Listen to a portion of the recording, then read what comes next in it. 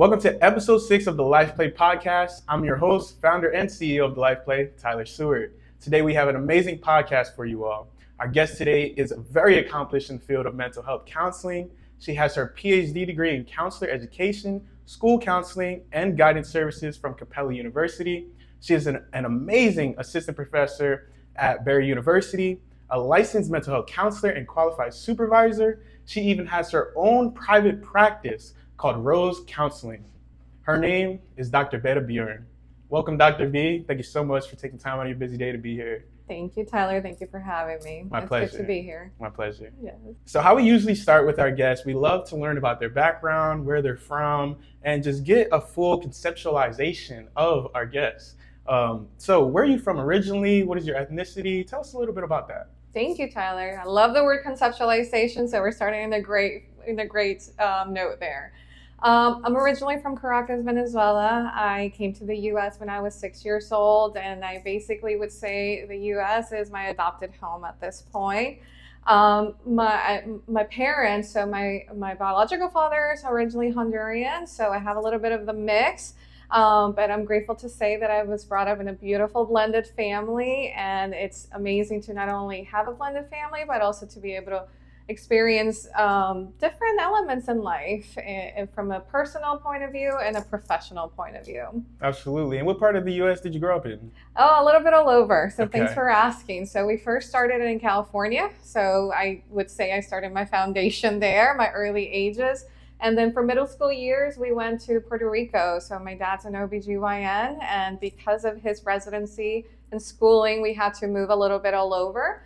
And as a result, I was able to witness the best beaches all over. And so after Puerto Rico, we were able to come over to Florida. And since 1998, we've been in Florida. Oh, love that. I love that. Yes. From someone who grew up in New Jersey, moving down to Florida for me was a huge difference, huge change. How would you say coming to Florida, how was that change for you?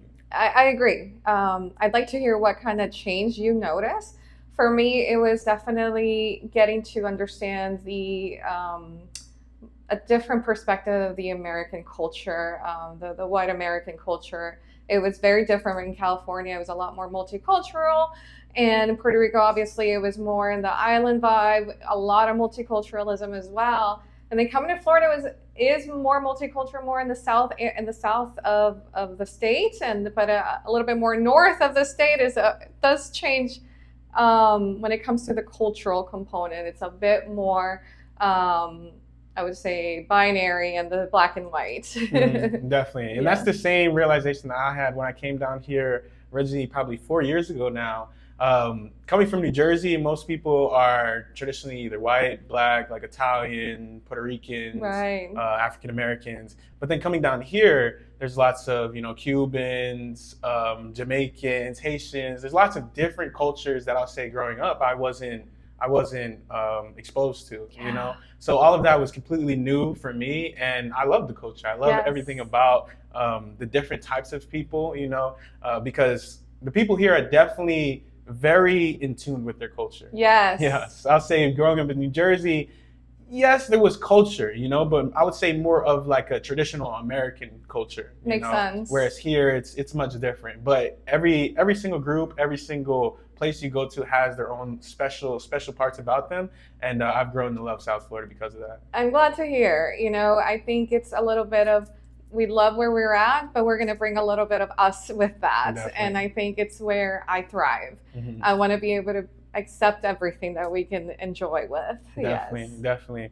So coming to Florida or moving around the country, I know that can be a lot for kids or just growing up in general. I know that can be a lot. Definitely. How would you say that affected you going forward? Well, how would you say that affected you growing up? And then how would you say that played a role on you choosing the profession of being a mental health counselor?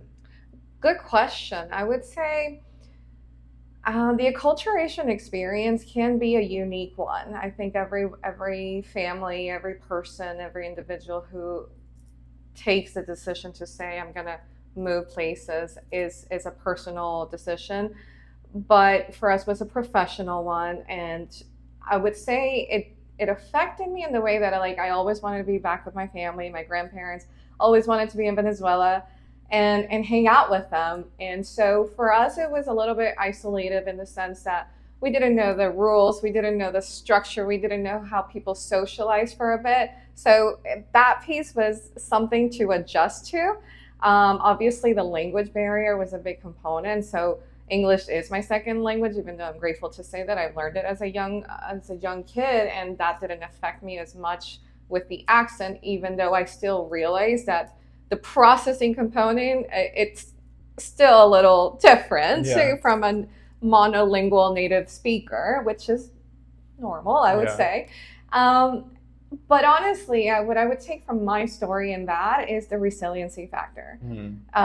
Knowing how to be flexible and adapting when things are constantly changing. And so that, in a nutshell, I would say summarizes our work and our craft as mental health counselors. Understanding that we're going to be in an ever-changing society, understanding that sociocultural components will evolve, and we got to stay abreast of all the changes that occur so we can meet the needs of our clients, so we can understand and possibly get to the expectations of what counseling and therapy is for someone who's walking in looking for assistance. Definitely. And going through all that, how did that inspire you to be a mental health counselor? Well, I will say that I don't know if I've ever shared with you, but I think I was born to be a therapist. I was born to be in this field. I think for me, I do come from a long line of doctors. I already shared that my dad's an OBGYN. My grandfather's a psychiatrist. I'll say that at 91, he literally still checks in with some of his patients, even though he's retired, virtually and everything, in person and not, right? So to me, that's something lifelong. And so other individuals in my family are physicians, but not in the mental health side like I am. And so of all of my cousins and things like that, I've been the only one in the field. So to me, I think observations, to me, understanding behaviors, to me, understanding reasons why people make choices. I've always been curious about that. And a little bit, we touched in class recently on, for instance, defense mechanisms. So I use the example of sublimation, for instance, and people like to share with us a lot of their deep secrets, and why not use it as a source to be able to go deeper, help individuals become the better version of themselves. Is my passion through this field. Definitely. And you made an amazing point. You said you were kind of born to do this. Yes. And what's so interesting is I feel the exact same way. Nice. Growing up, I used to actually call myself the love doctor, right? Love it. Because there would be a couple in I think I was in 6th grade, and they would always have issues, not about anything really, Yes. So I would sit them down. They say they weren't talking to each other. I would sit them down, get them to actually talk about like what's going on, why they feel a certain way. And this was just naturally. I was just doing this because I'm like, they need some help, and I was there to help them. And that was a great point, because I feel like lots of people in this field, they just have that natural empathy. Yes. That was something that me growing up, I had that natural empathy for people. Like I always knew that, okay, some people can do quote unquote bad things or things that aren't healthy for them or people around them. But I always just had like an innate feeling that there's a reason behind it. Yes. Like I didn't understand or anything until I got to college and then started learning psychology. And I'm like, wow, that's the reason why people do these things. Exactly. And it was such an eye opener. But yeah, it was kind of like, it kind of proved that innate feeling that I had was not like made up. Right. Because I feel like you can have that innate feeling, intuition, all of that, and not trust it, So I'll say growing up, I had that innate feeling, but I'll say people around me, things like that, made me go away from that intuition, And then when it was finally brought to my attention that no, this intuition is like, there's actually like proven facts behind this intuition. Yes. It was like, wow. It was really like, wow. Eye-opening. Definitely eye-opening. And I really, after that, I really knew that this was the field for me. And it's natural at that point. It's not forced. And I mean, there's a force of nature understanding where this realization is coming from, but it's like almost aligns with everything that you've been wanting to do. Yeah, And that's just, I mean, what a beautiful energy it is to have that. definitely. I'm glad to hear you found that early on. Yeah. And so some people think that therapists are there to just fix the problems. They just Right. come, show up, and the therapists are just going to fix everything. But we've been talking about in class recently that it's more of a collaborative approach. Yes. So what exactly do mental health counselors do? Excellent question, and I'm glad you're bringing it in because I want to go ahead and demystify and say that's a big myth. We do not fix individuals. If anything, what I believe more is we're going to answer the questions that you're bringing in. There's possibly traumatic experiences, events, some emotions that we've been enduring throughout life that it makes us feel stuck. And so rather than understanding why this stuckness is coming in, let's get a better understanding of ourselves in order for us to heal, to find meaning through our experiences, and most of all finding the positive, not the positive per se, because I would say more of the future possibilities that can come with empowering ourselves and gaining closure with what experiences that we've had and how we start to resolve them. Mhm. I hope that makes sense. Yeah, definitely. Yes. And would you say that problems, or not problems, would you say challenges in people's lives ever get quote unquote resolved? Yes, I am a big believer that absolutely. The three components that I always like to ask clients are you ready, willing, and able to do the work? If you're not ready, willing, and able, it's going to be a lot harder for you to feel like there's going to be the progress that you're desiring. A lot of the times people say, well, we're just talking about feelings, for example. Well, we need to talk about those feelings because there's a thing that occurs sometimes that I like to say we intellectualize emotions, especially if we have high self-awareness, that we will literally block and avoid feeling our emotions, and then we find ourselves repeating the same cycles over and over again, or using the same unhealthy coping mechanisms that we've been used to. And that's where we notice that we fall into that stuckness cycle. So absolutely, we have the capacity to be able to reconcile and find a way through that in a manner that is conducive for someone's healing. Ready, willing, and able. Yes. I love that. So, as on top of that, what's some more things that you tell your clients either in the consultation or in the first session to kind of get them prepared for the process of counseling? Yes. So for the private practice, I designed the 15-minute consult calls free of charge for any individual who would like to get to know a little bit about the practice, who are clinicians, and what we offer. I like to get to an understanding what their goals are. I like to hear what their expectations in therapy are. And I like to see what time frame possibly they're thinking of working with, so I can possibly give the best prediction of what to expect moving forward. Mm-hmm. If I hear that there's elements that are out of the scope of our level of care, then I will be very open and recommending them for a different level of care, referring them to somewhere where their needs may be met better. But say we move forward after the 15-minute consult call, we'll do an initial assessment. In that initial assessment, I typically like to focus on a biopsychosocial component.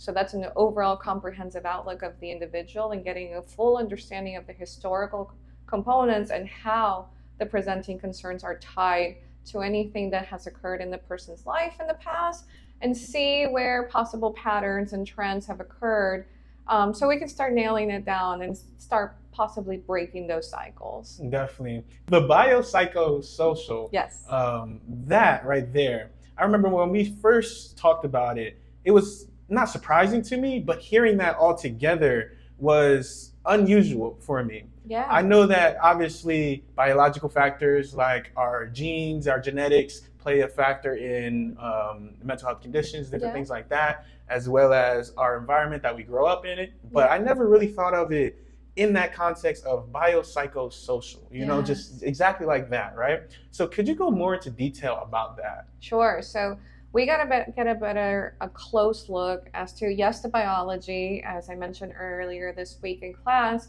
We got to understand if there's been any components of any complications in the delivery of a child, because if there's any lack of oxygen or any head traumas, for instance, we got to understand there's going to be a possible chemical component that we need to be aware of, and that's going to help us design the treatment plan.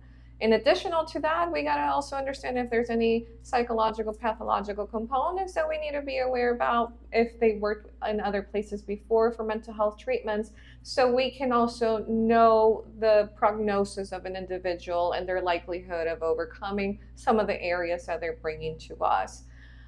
So when it comes to the socialization component, so we want to know anywhere from familial dynamics, we want to know from interpersonal dynamics. We want, if someone is an adult, I want to know how their socialization is in their occupation, how they're doing, maybe if we're working with someone in the youth, maybe in the academic component. Are there any legal consequences? Are there any possible impairments, such as functional impairments, that we need to take in consideration?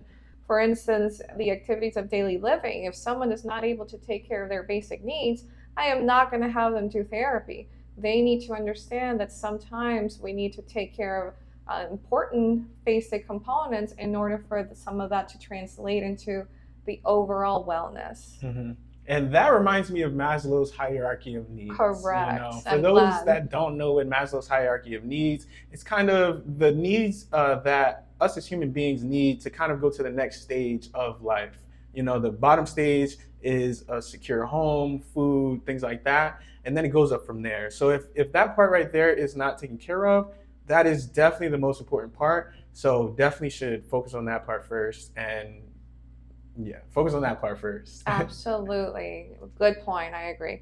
And so I know that as a mental health counselor, you can work with lots of different populations, right? Yes. So what different populations do you serve? Good question. So I take that question in several layers. So age-wise, I only work with adults 18 and up. There are individuals who work with children or just youth, I would say 13 to 17 or 18. So I work strictly with 18 and over. And when it comes to services, I would say LGBTQAI plus community. I would say any individual who's working to resolve traumatic experiences. Those are my main areas of population. Obviously, the Hispanic community, I do speak Spanish, and I do have a registered intern working under my supervision who is designated to obtain the Hispanic clientele.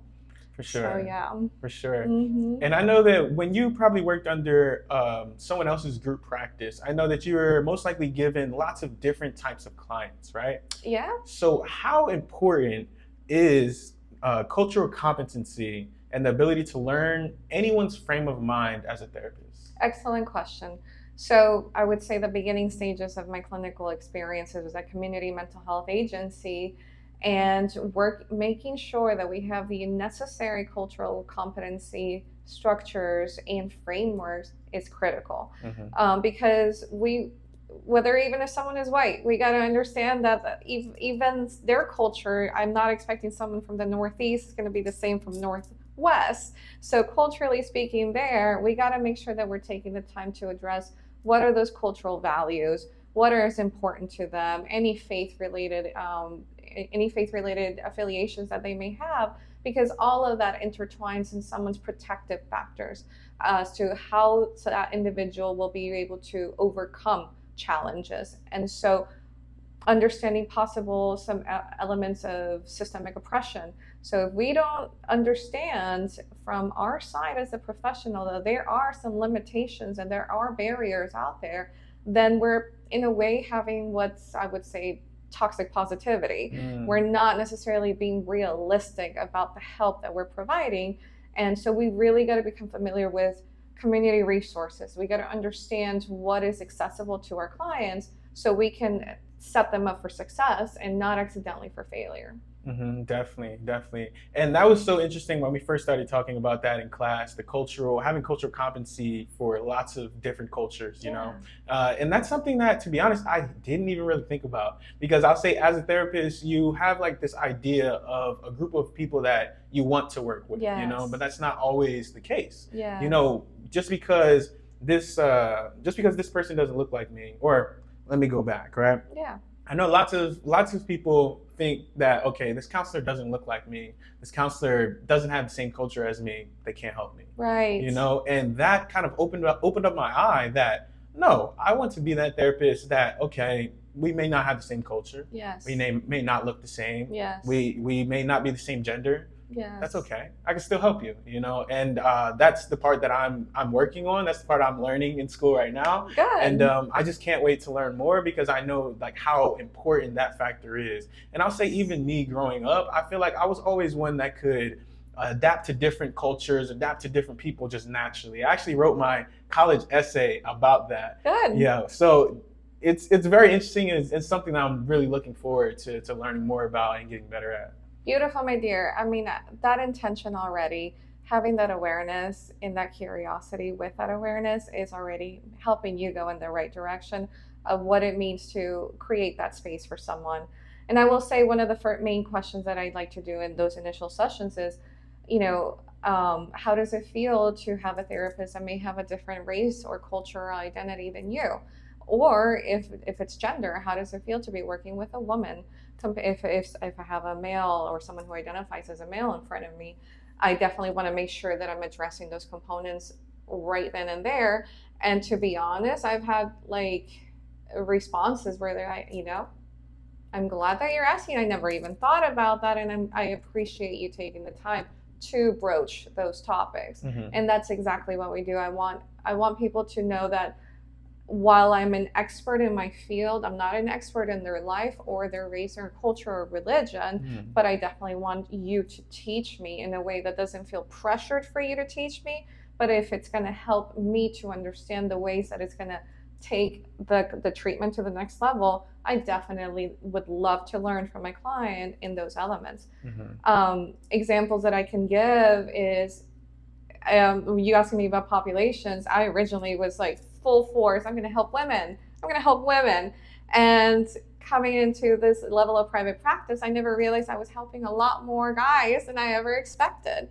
And when it comes to other ethnicities as well or religion, I never expected to say that I'm helping, for instance, Orthodox Jewish populations as well, and me sharing with them, are you okay that I'm Catholic or that I grew up with a Catholic society? And they're like, yes, that's okay. There's times that I really want to check in when it comes to that because I want to meet their needs and I want to be open that I don't know everything about it. And if there's something important that I need to be aware about, we need to talk about it in order for me to head in the necessary direction there. For sure. And when I sit here and listen to you, I can tell the humanistic factor of counseling and therapy. Yes. You know, lots of people think, okay, these are professionals. They're just doing these techniques, or some people don't even know we're doing techniques. They just think we're talking. We're just talking to people, you know? Yes. And they don't incorporate or they don't think about all of that this is a human, that therapists are humans as well, you know? Yes, our clients have things that they need to work on and that they want to get better at, but so does the therapist probably. 100%. You know, and that's a part that I just want to touch on briefly. Sure. About how much can it be as a therapist to kind of listen to everybody's goals and where everybody wants to get on a daily basis every single day. How does that feel mentally and emotionally? I would say at first it does go in waves. When we're getting our feet wet in this field, we definitely take all that with us, unfortunately. I will say a characteristic of all individuals in this field, I'm not going to overgeneralize and I'm not going to say everyone does, but it's very common that I notice that we're overachievers. We want to excel. We want individuals to gain that breakthrough that I feel like it's a little bit glamorized when it comes to movies or any other elements. like mainstream factors that kind of give us a lens of how therapy should be. So I definitely would say that in those moments, I want us to be able to, and then we have to pause and we have to take inventory of ourselves. We have to say, because that's also part of our ethos, right? It's also part of our ethical structure that we got to be responsible for ourselves. Anything that there's residual of, we got to have a accountability and responsibility to address it, whether it's through our own therapy, whether it's with our supervisors, whether it's consulting. Even if we're licensed, I still consult with my qualified supervisor. I absolutely, if we had speed dial, she's on my favorites, for example. I'm speaking with her tomorrow, for instance. So I really believe in the aspects of extracting, letting it out. Otherwise, we will build it in. The example that I like to give my students, for instance, is if we're in the shower washing our hair and we're thinking about a client, we're experiencing what is called starting the beginning phases of compassion fatigue. We want to be very cautious and aware of those trigger moments because we don't want to get to burnout. Burnout is at the end of the rope, and burnout can actually harm clients. So by staying aware of what it is when we're teetering the line of compassion fatigue with other elements, we want to be very cautious at that point and taking that time to make effective time management, stress management plans as well, and be very responsible of how we take care of ourselves. For sure. And you also brought up a great point about ethics. Yes. I never really thought about or knew how much went into the ethics of being a counselor. Yes. You know, different things like you're not supposed to have a friendship with your clients, different things like that. Because I know that some clients can get in there and then they're like, wow, this therapist is cool. Yeah. You know, like I would love them to be my friend, things like that. Yeah. But technically you can't do that. You're not supposed to do that. Yeah. So just touch very briefly on the ethics of counseling and how important it is. Absolutely. So first rule or first ethics components, we can't do therapy with family or friends. As they say, we're a little bit more biased. At that point, we have more information than we want, and we've already formulated our own ideas.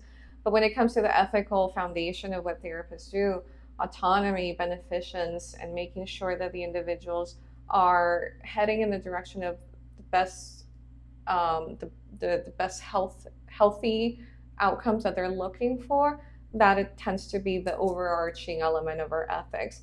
Obviously, making sure that there's no dual relationships like you're mentioning. So if I have someone who wants to maybe come to my therapy and they say, oh, I see that you need marketing, for example, since I'm starting my private practice, I'll do that for you at a cheaper price and you lower down my therapy bills. And then that gets very convoluted. And accidentally, there's a power dynamic there in which can definitely influence in a negative way the therapeutic alliance on its own. So avoiding all that, staying true to the ethical components of what we do, because it ties into the legal components as well, is really going to be something that you guys will see as you continue going through the program, the importance of applying the ethical structure to the therapeutic relationship. Definitely. And that therapeutic alliance that you mentioned, I even notice it in my life coaching sessions, right? Where I'll sit down, maybe be with them 2-3 sessions, or I'll say it's usually 2 sessions. By the second session, they're much more comfortable with me, much more comfortable with me. Everything all the questions that I ask, even if they're much harder, they're open to really thinking about it, and they're open to having those tough conversations because they know that I'm here to help them. Yes. And then you also mentioned that breakthrough moment. Yes. I'll say for me, even in life coaching, I strive for that breakthrough moment. And then when that breakthrough moment happens for the client and myself, or for both of us, it is amazing. It is amazing. It is. And I believe it was in our textbook that it mentioned the breakthrough moment. And it said that as a therapist, you shouldn't strive for that breakthrough moment for your own satisfaction. Literally. Yeah, for your own satisfaction, but instead for the client. Right. And that was a huge point that really made me think. Yes, because then we're practicing for ourselves and not for them. Yeah. And that takes away from the framework of change and how we can apply towards them. And that's why it's so important for us to, in supervision, as supervisors, to address any elements of transference or countertransference that may be happening, because that can translate into clinical issues. And so if we address the internal factors of the therapist, we're also addressing the external factors, because then we're helping the confidence level grow so they can feel comfortable in the environment. Mm-hmm. So those moments of the therapist feeling like it's more about themselves steps away and immerses themselves into the client experience. Mm-hmm. Yeah, very important. Very, very important. Yes, and I agree. Without the alliance, we can't necessarily have the full buy-in from the client. That ready, willing, and ableness will not necessarily happen so much if we're not delineating what that process may look like for the client. Definitely. And this is actually from our class, the efficacy of counseling, right? Mm-hmm. 40%, the biggest part of the pie of the efficacy of counseling is what the client does on their own, yes, as well as extra therapeutic factors like ways that they've regulated their emotions in the past and just different techniques that you gave them. And then 30% is the relationship factor between the therapeutic relationship between the client and the counselor. 15% is the expectancy of like how the counseling process would go and what they would get out of it. And then 15%, which is 15%, which is 15%, which is equal to the expectancy, which are both the smallest parts. The other 15% is the techniques. Yes. You know, I feel like, I'll say me personally, before learning about this, I thought that the techniques part would have been 50%, you know? But however, the largest part of the pie, which is 40%, is what the client does and the extra therapeutic factors. Yes. And why is that? Great question. I'm glad that we're talking about it. And the way that I'm going to answer it is through a trauma-informed lens. Is my framework when I say what I'm getting ready to say is basically individuals kind of formulate this, what we call schemas. So based on past experiences, clients or individuals will say, all right, this happened because of this, right? So as a result, in those external therapeutic factors, say someone cuts them off in traffic, they have possibly two ways of processing that information. Either it confirms that the world is a horrible place to be at, or it disrupts that, okay, this event disrupted my moment right now, but I am also aware that the world's not a generalization of this getting cut off. So it's really about it either confirms and affirms a bad experience, or it disrupts in that moment. So that's when I say those external therapeutic factors outside of the therapeutic world, it's more about how the client perceives what they're experiencing. Very interesting, very interesting. And I even noticed from life coaching with my clients, when I give them different techniques to regulate their emotions or either change a thought, different things like that, and then they begin to do it, they're like, wow, wow, you know, it just makes things so much better, you know? I know. Because even if, okay, say the same thing happens to them, like you just said, somebody cuts them off in traffic, where before, if they didn't have any ways to regulate their emotions, it would make them angry, they might cuss the person out, you know, all of that. But now, okay, now you have something in place that you tell yourself in this moment that will calm you down, you know, stop you from retaliating, you know. Correct. And it is so beneficial, so beneficial. I'll even say for myself, right? Yes. I've added meditation into my just daily routine. Beautiful. I like to wake up, meditate, right? Then if say I'm getting a little brain fog, or I'm just getting a little distracted during the day, I'll go right back to meditation. Excellent. And then it's just like a reset of my body, mind, soul, everything. So that's a therapeutic factor that, that's called a therapeutic factor? That is a therapeutic factor. So that's a therapeutic factor that I've added, and that's been so beneficial for me. And then I've also got some of my clients in life coaching, as well as even family members, to do things like meditation, affirmations, saying Yes. affirmations, writing affirmations. Yes. All of that makes such a huge difference. I agree. I think it is important for people to find what they like. Not everyone likes meditation, that's okay. But meditation, sometimes there's a misconception that we need to be quiet for hours upon hours, rather than it can literally be taking a walk, focusing on one color, focusing on the trees, focusing on what you want to just specifically mindfully focus on. And that's where you're bringing in, you're noticing that your nervous system is starting to regulate itself again. Mm-hmm. And one of the elements that helps individuals understand what regulation or dysregulation is, I like to introduce what neuroception is through the polyvagal theory, which is basically we all have a vagus nerve that activates or deactivates our nervous system.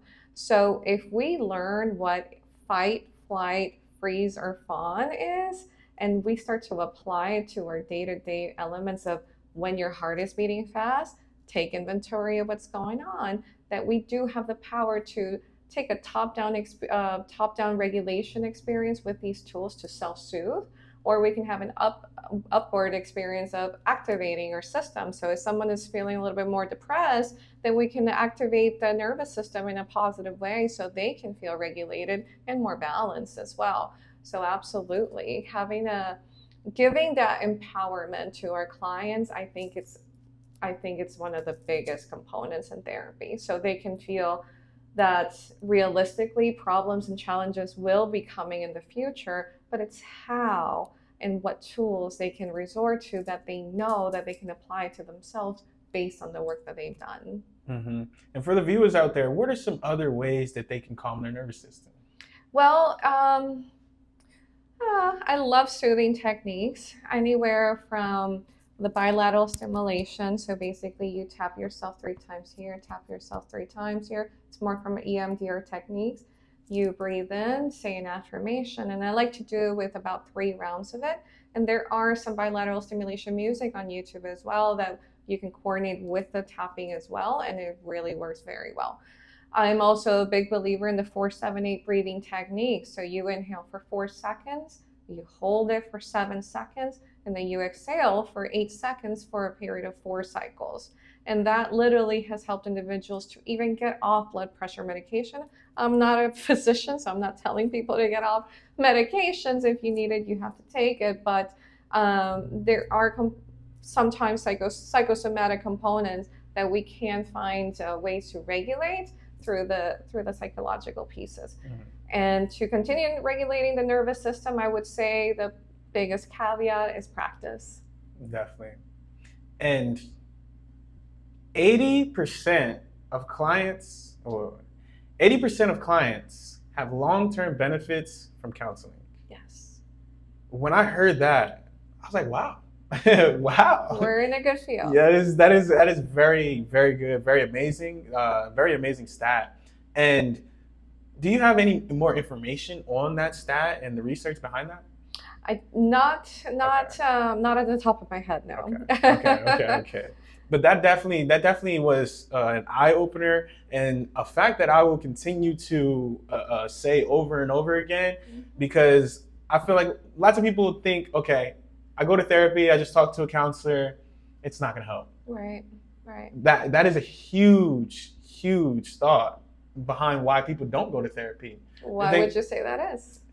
I think, well, it's definitely the culture aspects and just the stigma behind mental health. Right. Even, I'll say, when I was a junior in high school, and it was time, or when I was a junior in high school and things just weren't going the way that I thought, or that expectations, I can imagine. Yeah. So, yeah, when I was a junior in high school, and I needed some help. Yeah. And I ended up going to therapy. At first, when my parents asked, "Do you want to go to therapy?" I thought, therapy. Even though you were born for that, right? Yeah. But I was thinking in terms of myself, right. Sitting in front of a counselor, do I need that? And then I really sat down and thought, yeah, I need it. I definitely needed it at the time, and I knew I needed it.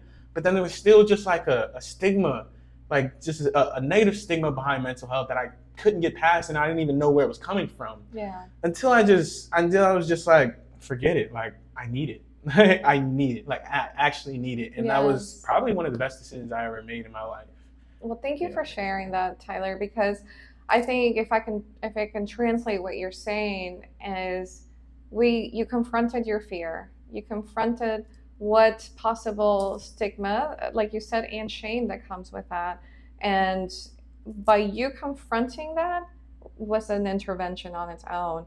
And that's why sometimes I inform like individuals who are part of a private practice and are part of the front desk, the receptionist, for instance, I inform them that they're the most critical component of that therapeutic work, because we don't know how long someone has been holding on to their concerns. And so as soon as we pick up that phone and we say, thank you for calling Rose Counseling, or thank you for calling wherever we're at, we're allowing that individual to put some of those fears to the side, and hopefully that they will be able to come in and express those fears. Because if not, accidentally, we're reinforcing more shame and more stigmas in the world. For sure. And then, then people keep holding on to those concerns. Yeah. That's a big thing for me, and just the purpose of the Life Play. I'll say before I even started these podcasts, before any of that, I just wanted to break down the stigma behind mental health. Beautiful. I'm glad you're doing it. Thank you. And coming from someone who played sports, I feel like in athletics, people don't care about your mental health. I know. At all. They're starting to, I hope. It's more of they're definitely starting to move into that direction. We've seen the last college football championship, the quarterback, he was huge on meditation, and then he did so many segments on the benefits of meditation, and then they even showed him talking to a sports psychologist at halftime, and they spotlighted it, everything, and it was amazing to see. Yeah. But there's still a long ways to go, long ways to go. And the main thing in sports is that, okay, people just want to try harder, go harder, like, all that. And it's like, sometimes you just need to take a second to breathe. Yes. Something as simple as breathing. Yes. I would say growing up playing AAU basketball, which is travel basketball, you're at these huge tournaments, loud gyms, so many people, crazy parents, all of that. It's just so much stimulation. That pressure, yeah. So much stimulation, so much pressure, And you step onto the court and say like you're a little too hyper and you can't really control like your dribbling or like the way you're shooting, because you're just too high on that inverted U curve of adrenaline. Adrenaline, exactly. Yes. So, that and then coaches also will say things like calm down or lock in. Counterintuitive, right? Yeah, or lock in, different things like that. But it's like, how do you actually do that? Right. How do you actually practice that? Right. So that's why learning psychology and learning counseling, it was just so cool to actually have real ways to help people, help myself. And it has been so beneficial, because there's even times now where I'll be playing pickup basketball, right? And I'll feel myself just have too much adrenaline. Right. And I'll just take a second to breathe. Yes. To just breathe. Yes. And sometimes that's all it takes. That's all it takes. Recentering yourself. Beautiful. Yeah. I didn't play in college, but I played volleyball in high school, and I experienced a coach who I'll say was not the most positive one. And I actually quit the team my junior year, and I realized that it really takes a toll mentally, because without that support, the proper structures, and if you have someone who's condescending and possibly racist, that really takes a big toll. Some team members did, they did like what we call in social buffering. So they did help me, and they stood up for a lot of things. That coach did get fired. I returned from my senior year in high school, and I was able to play. And the new coach was the opposite. And it was just so rewarding to know that support, whether it was so overtly or not, you knew the type of individual that you were working with and being coached with, and that just promoted a healthier mindset. And was that your senior year when the new coach came? The new coach came in my senior year. Mm-hmm. That's so interesting, because it was my junior year that you needed help. Yeah, I needed help, and it was lots of it was because of my sport, my coach, different things like that. And then my senior year, I went to a different school. Yeah. And like you said, my coach had a completely different attitude. Yes. He was all about positivity, all about like constructive criticism, not just yelling at you and all that. No, I need to know where I'm going. Exactly. And it made such a difference in the way I felt as I played on the basketball court, in the way I felt about the sport too in general. And we need more coaches like that. We need more coaches that actually care about the human part of athletes, not just that you're an athlete and just run out there and do whatever I say. No, we want to make sure that you're okay mentally, physically, everything, so that you can perform to your highest potential. Because when those things are lacking, say you don't even have a relationship with your coach, to the point where, say something's going on and you're scared to even talk to them about it. Yes. That's not going to help you perform to your greatest potential. At all. Yeah. At all. And if I can use the metaphor of sports into what I do as a supervisor, that's why I value so much being a supervisor. Not to, please don't get me wrong, I love doing therapy work, but not only being a professor is just amazing, but being a supervisor, a qualified supervisor, you grab those elements as a coach in a way, and you turn it into the clinical component. And we as supervisors, I feel like we're that intervention right then and there as well. And if we're having someone who is passionate about the field, we're going to help them feel that passion, and that's going to help them perform with their skill sets. So for me, the knowledge, the skills, and the attitudes are the three main components that I'm building in a future therapist. And if I don't have the knowledge, the skill, and the attitude, my supervisee is not going to have the knowledge, the skills, and the attitudes to perform well with their own clients. Mm-hmm. And I know that you're an amazing supervisor because I have you as a teacher, and you're an amazing teacher. So far. And I'll say what separates you from other professors that I've had, specifically in the university setting, is that you can tell you actually care about. I hear that a lot. Yeah, you actually care about your students learning. You actually care about, okay, are they grasping this concept? If not, let me think of a different way to get them to understand it. And lots of teachers in universities aren't like that. Yeah. So I think that definitely goes back to your background of being a counselor, but also as a supervisor. And I see it firsthand. So yeah. Thank you. I appreciate that. And I would say that's what sets me apart as a counselor, as an educator, as a supervisor, and as a human. I think by showing a little bit of the human side, so much can get accomplished. Yes, definitely. Yeah, definitely that humanistic side, because counselors aren't robots. No. No. And I feel like sometimes with the techniques and with ethics, different things like that, it can make counselors feel like a robot. Right. It takes the personality away. I'm like, no. Yeah. But I noticed that if you have kind of a creative strategy to how you go about your counseling, you can incorporate all of those humanistic factors. You can incorporate humor, all those different things, and it makes the client have a better relationship with you as a therapist. I like to also say that we're artists.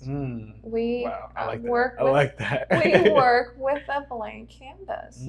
And through our metaphors, through how we discuss, how we dialogue, that's what we're painting. Wow. That's major right there. That's major. That's very, very major. I would say that if you put me to draw something, I say I'm creatively challenged.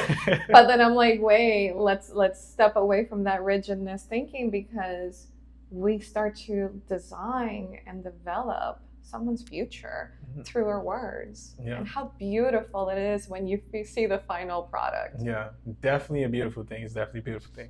So I know earlier we talked about if there's extra factors that maybe you cannot treat. I want to word that a little better. Okay. How do you? Because I want to get into medication and like what kind of what do you see that may let you know that this person may need medication and psychiatric help? Yeah, no, definitely. I'm not here to pathologize individuals, but the main diagnostics that I know that I have to collaborate with a psychiatric provider or a nurse practitioner, for example, anywhere from major depression, if someone has psychotic features, which is like visual hallucinations or auditory hallucinations, that could happen. And there's nothing dangerous about that, rather than there's a chemical imbalance. Alongside with individuals who have a diagnosis of bipolar disorder, whether 1 or 2, we want to make sure there's proper medication compliance there, because it's not necessarily looking at it through the framework of medication per se. The way I like to see it is more how we're going to help the quality of your life. So if medication is going to help someone breathe better, if medication is helping someone not feel like they're drowning better, then that's when the therapeutic components are going to feel like they're falling into its place easier, naturally. I'm not going to say easier, rather than it's just more organic. The process feels more organic in that way, and therefore the client will be able to grasp what we're discussing better, apply it to themselves, and that's when you're noticing wellness. Alongside schizophrenia spectrum disorders, because there's a spectrum of schizophrenic disorders, psychotic disorders. There's absolutely no way I cannot treat someone without medications there. A lot of times they may experience legal consequences, and that's when they may have to go to the hospital, for example, and they may need to get stabilized, and then they realize, okay, so many hospitalizations are occurring, there's some mental health impairments going on, and then that's when we need to make sure that we're collaborating with medication management to improve the overall quality and functioning of the individual. Definitely. Very, very, very important. And what would you say to those people that may take medication and they say, it just changes me and I don't like it? What would you say to I them? highly recommend speaking with your provider. Please take a review all the side effects. Please ask them questions. If there's weight changes, if there's libido changes, if there's some suicidal ideations, these tends to be side effects, and sometimes individuals don't take them consistently. And if you're on and off of them because that's the terminology, self-medicating at that point. If we're self-medicating without the recommendation of our provider, we're going to experience potential side effects that are more unhealthy than healthy. So at that point, I would highly recommend to please go back to and speaking to your provider, having an open conversation of what your functioning day-to-day looks like, how your medication is part of it, what is your nutrition, what is your output of exercise as well, is going to be very important. I'm a believer in the microbiome gut axis, so whatever we eat is also going to help our mind. Definitely. That's very important as well. That's even something that I started paying attention more in my own body, is what I'm eating. Yes. And I was never someone who ate like terribly, but I noticed once I started being intentional about what I was eating, I noticed that I had less brain fog. I was able to be focused for longer. Yes. So it definitely makes a huge difference. It's something that I hope everyone out there either does some research about or just looks into more of the benefits of eating. Whatever. Healthy eating. Yeah, healthy whatever. eating. Yes. Less processed food. Yeah, less processed food for sure. And you just started working under your own practice. As someone like myself who's been growing the Life Play, which will be my group practice, tell me a little bit about your process so far. So far, the website it has launched, rosecounselingllc.com is out there. I think I'm doing just final tweaks, making sure there's no misspelling errors or any commas that shouldn't be there. So that is up and going. I would say that was the most intricate component, because it's what the world gets to see, right? And then I would say getting on the panels of insurance, that can take some time. Not every single panel you will, if you apply for it, you're not going to get it immediately. There's some insurance panels that do take a little bit of time. And so the process of it is simple. I mean, I'm grateful to say that there are some electronic medical records out there that are affordable. It's easy in the sense that they have templates. It helps you to tailor it to all the intake documentation on crisis intervention documentation. A lot of it already comes in a package, and it's easily distributable, and the patients have access to their portal. So in that component, is easy. I would say the part that I'm still working on, and I got to keep in mind that I've literally been in practice 1 month, is bringing more clients in. But that I gotta be patient with that, slowly but surely, and I'll start my own social media soon. So Yeah, definitely. Social media is huge now. I know. Yeah. I will be very honest. I was a little biased with it, thinking that it wasn't.